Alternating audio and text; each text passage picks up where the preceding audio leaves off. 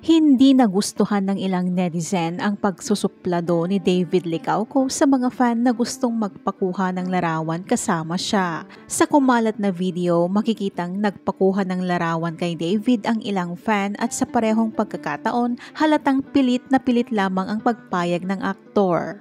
Sabi tuloy ng isang nag-post, sungit yarn, galing umakting, may blockbuster. Sinagot naman ito ni David at sinabing masama ang kanyang pakiramdam sa naturang insidente. May sakit ako niyan be, tapos 1 AM na yan, hehe, sorry po, bawi ako next time ha.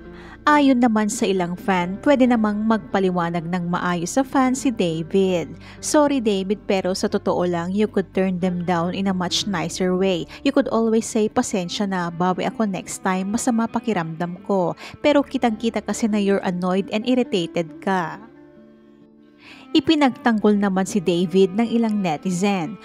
Lol, why apologize sa mga nagpapapicture na di naman fan? Para lang yan may mapost sa social media nila, hahaha. Toxic amp, ginawan pa talaga ng issue, nakakahiya. No need to explain, mahal. Mas marami pa din kami nagmamahal sa'yo at mas naniniwala sa'yo.